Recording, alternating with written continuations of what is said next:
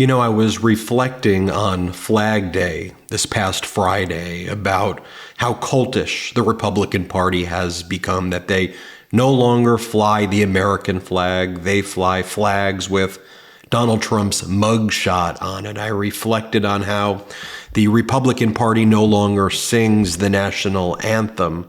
They sing the January 6th choir song, and they replaced it for the national anthem. And that's symbolic of a larger issue of how extreme, how anti-American, let's just call it for what it is, the Republican Party has become. And I know for millions of Americans, the Republican Party has left them. Maybe you used to be a Republican, or maybe you were an independent who would occasionally vote for Republicans. But this new Republican Party that is full MAGA, that is Donald Trump mugshot flag, is something that I just think is so anti-American. It's not conservative. It's not about conserving anything. It's quite literally the opposite of that. And so I love to share the stories that you tell me about the turning point for you when you left the Republican Party because the Republican Party left you. And I encourage those who are watching this who have not shared their personal story before. Maybe you have a friend, family member, colleague, neighbor, or just someone you know who was previously in the Republican Party or may have previously voted for Donald Trump, but will never do that ever again, or who can't be part of this cult. Share the story, share the tipping point, and I want to make sure that this pro-democracy community, no matter when that tipping point occurred, whether it was Donald Trump mocking a disabled reporter, Donald Trump saying that those who sacrifice their lives in our military are suckers and losers, Donald Trump attacking the late great Senator John McCain and saying, I prefer people who don't get captured, whether it's Donald Trump's support of the insurrection, whether it's Donald Trump becoming a convicted felon, whatever it was. I want to welcome you to the pro-democracy community where we love our country, we love our flag, we love our Constitution, we love our democracy, and we show that with our actions each and every day. I want to share some of these stories that I just got, and then I want to share with you as well this contrast that I think will make things so perfectly clear.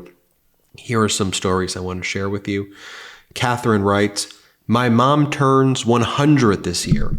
She's been a lifelong Republican until Trump. She's voting for Biden in 2024. Go, Mom, and happy 100th birthday. Pamela writes, I live in a conservative, rural, agricultural community. Many of my conservative neighbors have confessed to me secretly that they would never vote for Trump. By the way, that's being reflected in all of the primary data that we are seeing, the actual data from primaries showing that Donald Trump is losing anywhere from 15 to 20% support in closed Republican primaries. Heck, there was a special election in Ohio's 6th, a total Trump MAGA area where the MAGA candidate underperformed by massive percentages. This has been the story of all these special elections, no red wave. I know the corporate media doesn't want to report on it, but I think American people genuinely know, hey, President Biden's handling the economy well. President Biden is supporting our allies. President Biden is supporting Ukraine. President Biden is supporting workers. It's not just a let's help the deca-billionaires and deca-millionaires. Anyway, let me keep on reading you some of these stories. There are some more incredible ones. Mark writes, long story, never stopped hounding my Republican friend of 25 years. After 25 years, he went independent last month. He finally had enough of MAGA. I'm proud of him. Independent, it's a start. One more no vote for Trump. And I think that's what's so important. Just independent thinkers who we can share the data with, right? They were getting a diet of Rupert Murdoch, Fox propaganda, Newsmax propaganda, which quite literally showed them manipulated footage. And then they attacked any type of media that actually shows the truth. So let them look at the court documents. Let them see the actual videos in their full context like we show here on the MeidasTouch network. Mark writes, as a registered independent, I know I'm done with this guy. Go away. I plan to vote blue down the line this year until all MAGA people are gone. Jimmy writes, my father-in-law is a diehard Republican since Reagan, but will not be voting for Donald Trump, country over party. And look, I'm not a big Reagan fan. Let me just put my cards on the table. But I went to the Reagan Presidential Library. It's in California in the Simi Valley area. And what I did see there, though, at the very least, was someone who respected at least the office, who talked about democracy, who said, Mr. Gorbachev, tear down that wall. Not what Donald Trump says, hey, Putin, what can I do for you? Or hey, Kim Jong-un, write me big letters. So embarrassing to our country. Kendra writes, my father is a lifelong Republican. He supported and voted for Trump twice. He watched Fox News daily. He would acknowledge that Trump had some moral and character issues, but still supported him. January 6th was the final straw for him, though. It opened my dad's eyes to the fact that Trump only cares about himself and is willing to flush democracy down the toilet if it benefits him. After that, he said that he could no longer support Trump and that I had been right about Trump all along. And I think you see with these comments that people are still willing to change. I think it's hard to totally change the mindset of someone so deep in the MAGA cult.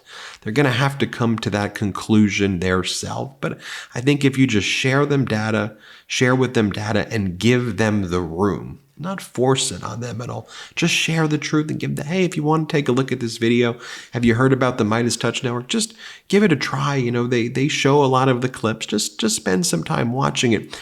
I think it'll be an eye-opening experience. But then there's a whole group of Americans aren't even following politics still right now. And they just think, oh, Democrats, Republicans, it's just both sides or just don't know what they're doing. And they're both problematic and they're both causing problems. And so there's that group that just is not fully engaging with politics yet.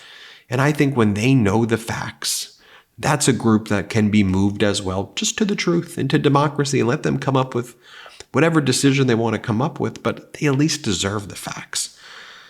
Dina writes, the day Trump mocked the disabled reporter was the day I began to grow contempt and even hatred for him. David Dickinson writes, my mother-in-law was a Trump supporter until we started living with her temporarily while our house was being built, and my son kept watching MSNBC and hearing the truth. She was no longer watching Fox and was hearing more than the, quote, fair and balanced propaganda could offer, but this was before we even knew about MeidasTouch. Kathy writes, I left the Republican Party during Trump's presidency. It just made me sick.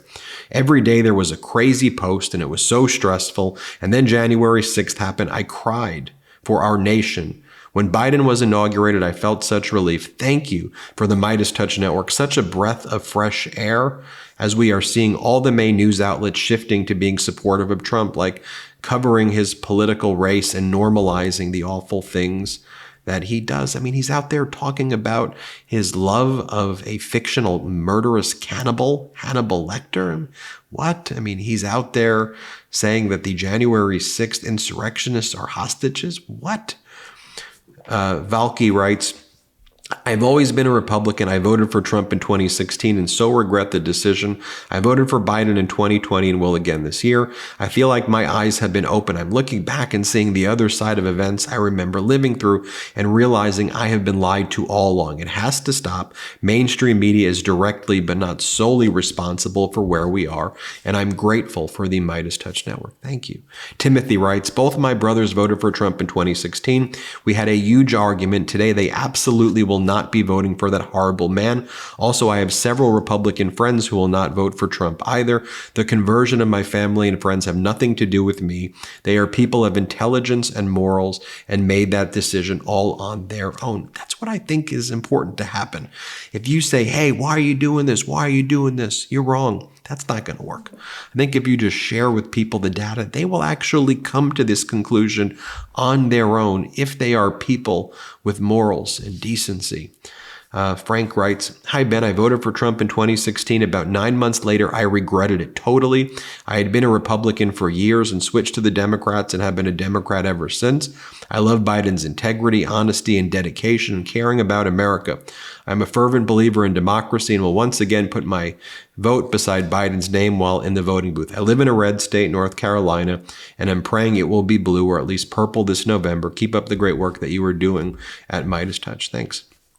Michelle writes, "My husband, a Kansas Republican now in Ohio, has recently vowed to never vote for Trump. Sorry he did in 2016. He is adjusting to the Democratic life perfecto. Not as mad as I am, a lifelong Democrat. Vote blue all the way down the ballot. I'm now working on his Republican friends." Gary Cunningham writes, "Lifelong Republican until Trump said that veterans, that he liked veterans that didn't get captured. John McCain was a hero. I'm a disabled veteran and now will never vote Republican again." The Knife Dude says, "My dad was a lifelong Republican. He might have initially voted for Trump, but he wouldn't have let him in our house." CW writes, "Lifelong Republican, voted for Trump once. My party no longer exists.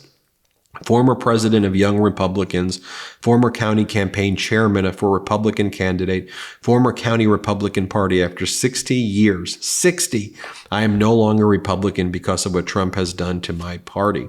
Les Farrington writes, "My mother voted for Republicans for decades. My stepfather was a Republican mayor for years. Donald Trump has managed a miracle, the chosen one. My parents are now full-on Democrats.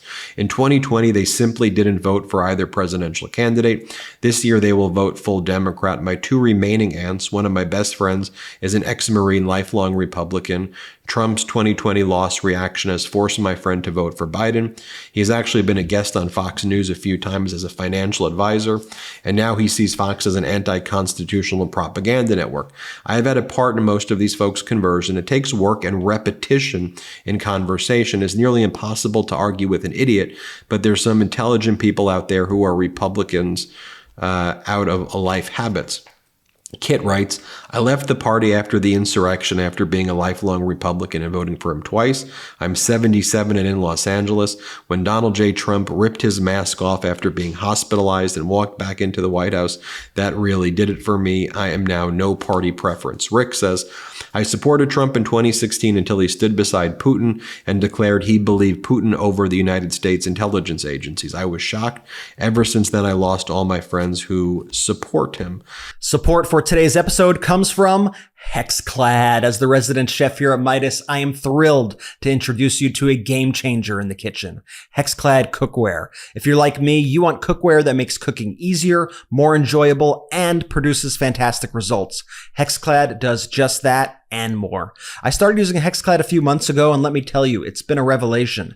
I used to struggle with pans that stick, burn, and don't cook evenly, but with Hexclad, those problems are a thing of the past. These pans are a joy to cook with, whether I'm searing steaks, making delicate sauces, or just whipping up a quick stir fry, and the cleanup is an absolute breeze. Hexclad's patented laser-etched hexagonal steel ridges not only look amazing, but also enhance searing power, and you can see them right here. I really love the look of them, and they're really, really effective in making the perfect dish. It's the perfect blend of stainless steel performance, cast iron durability, and non-stick convenience. And get this, even Gordon Ramsay, known to be a bit of a critic, only trusts Hexclad in his home and Michelin star restaurants. If it's good enough for Gordon, I know that you will love it too. And for a limited time, Hexclad is giving our listeners 10% off your order with our exclusive link. Just go to hexclad.com/Meidas. That's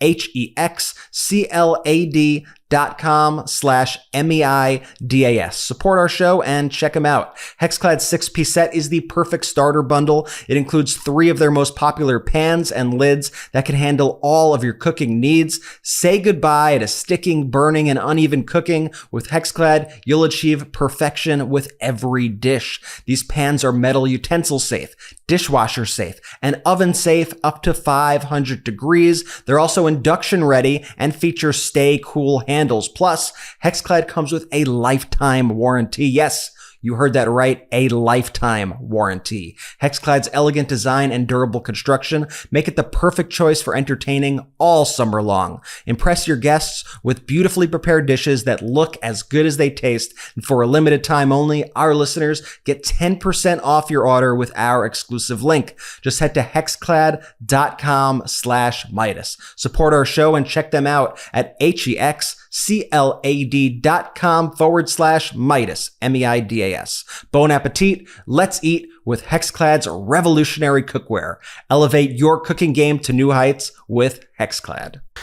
So why is it with Donald Trump supporting our enemies, attacking NATO, having made up conversations in his mind that he articulates out loud, articulates probably not the right word though, about fictional conversations with fictional murderous cannibals, with Donald Trump's support of the insurrectionists? What's going on here? Well, a lot of the comments alluded to it, that there is billions of dollars being spent by billionaires who want an oligarchy here, and they are spending it to manipulate your friends and your family and trying to manipulate you to vote for Donald Trump.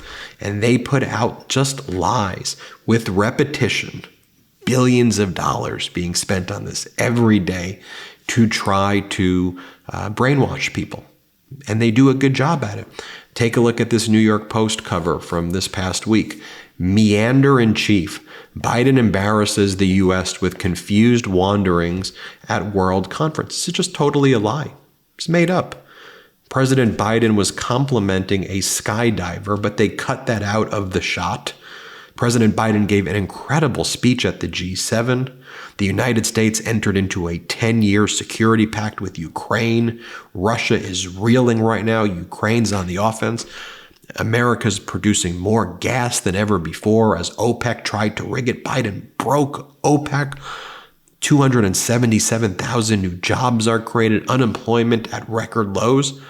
But Fox is going to take what Donald Trump is doing, as Trump is talking about being eaten by sharks over being electrocuted, and all the main word that we heard when Donald Trump spoke with these business leaders after speaking at the Capitol Hill Club and giving this rambling, meandering speech, everyone's saying he's meanders. Trump can't even get a sentence out. So what does Murdoch do? Has the New York Post and all of his media entities call Biden meandering, meanderer in chief. Just 100% disinformation. The same way that the New York Post previously had a cover. I can show you hundreds of these. They wrote Joe Bribin. They used a Russian spy's lies about President Biden that was laundered through MAGA Republicans who Donald Trump dresses up in long red ties, who lied about 17 recordings of Biden that didn't exist, and Chinese spies who also cooperated with MAGA Republicans in Congress to try to destroy our country. And they used that against Biden. And then the New York Post wrote Joe Bribin. FBI has secret file alleging money laundering. Just false. Just totally, utterly false and made up. Here's what I want to show you, though. Here's what President Biden said after Hunter was convicted. This just shows you the character. This is character right here. Here, play this clip. Mr. President, about 2 weeks ago, you changed course to allow Ukraine to fire U.S. weapons into Russia. Given the reported successes, would you consider further expanding the parameters on U.S. weapons into Russia, even despite your concerns about escalation? And on the news from home, you're going through something that so many American families go through, the intersection of addiction and the criminal justice system, but you're not like most families. Was your son able to get a fair trial? Do you believe the Justice Department operated independently of politics? And for President... Let me answer your question and you ask his question, okay? With regard to the first question, it is clear that the near abroad, meaning just across the line of the border with Russia and Ukraine, that it makes a lot of sense for Ukraine to be able to take out or combat what is coming across that border. In terms of long-range weapons, longer-range weapons into the interior of Russia, we have not changed our position on that sort. With regard to the question regarding the family, I'm extremely proud of my son, Hunter. He has overcome an addiction. He's one of the brightest, most decent men I know. And I am satisfied that I'm not going to do anything. I said I abide by the jury decision, and I will do that, and I will not pardon him. Compare that to what Donald Trump says when he gives his traveling fascist circus events that he calls rallies. Play the clip. And they ought to, you know what they ought to do? They ought to release the J6 hostages. They've suffered enough. They ought to release them. I call them hostages. Some people call them prisoners. I call them hostages. Release the J6 hostages, Joe. Release them, Joe. You can do it real easy, Joe. This guy, what? You heard him? He said, release the hostages, Joe.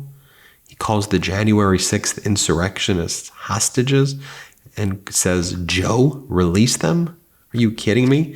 And finally, let me just show you what President Biden said that the New York Post doesn't want to report. Let me show you what actual strength looks like. Play the clip. 2.5 years ago, Putin unleashed a brutal war in Ukraine. And it's been a horrifying ordeal for the Ukrainian people. They're so brave and incredible. It's also been a test for the world. Would we stand with Ukraine? Would we stand for sovereignty, freedom, and against tyranny? The United States, the G7, and countries around the world have consistently answered the question by saying, yes, we will. We will say it again. Yes, again and again and again. We're going to stand with Ukraine. And thank you, and I now yield to my friend from Ukraine. Well, there you have it, folks. Thank you for sharing your stories. If you have stories like that, share them in the comments below. I'd love to read them on our next edition of this. Thanks so much and have a wonderful day. Love this video? Make sure you stay up to date on the latest breaking news and all things Meidas by signing up to the MeidasTouch newsletter at MeidasTouch.com/newsletter.